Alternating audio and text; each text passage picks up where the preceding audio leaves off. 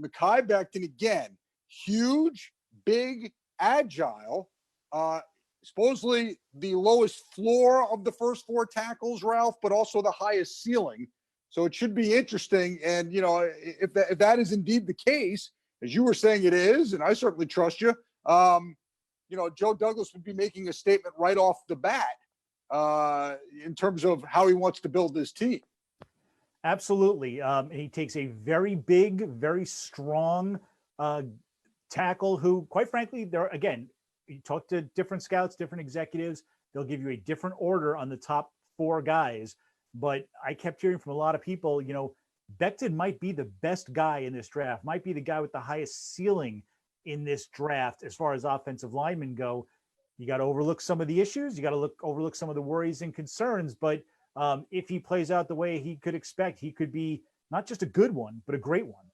And you know what? The flag test doesn't feel in this era of, as Becton now has been announced, and hugging his family there, and you can see just how massive he is. The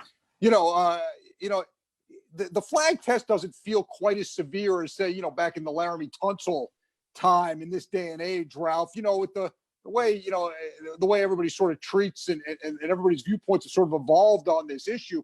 It doesn't seem to be as much as it once did in NFL circles. No, and there's some new rules with the CBA where it's not as strict on the drug tests as it used to be. I think Joe Douglas sort of addressed this as well before the draft, that when you get a kid who's failed a drug test or had one flagged, it's not the test necessarily that matters. It's what can you find out about it? Was it a one-time mistake? What was the drug?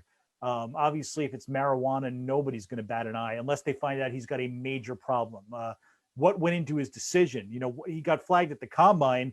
Well, why wasn't he clean? You'd think that's his biggest job interview. Why wouldn't he be clean? What went into that decision? For whatever happened with that failed test. So it's the things around it that general managers are much more concerned about, not the test itself. I think they're able to shrug that off a lot more than they used to.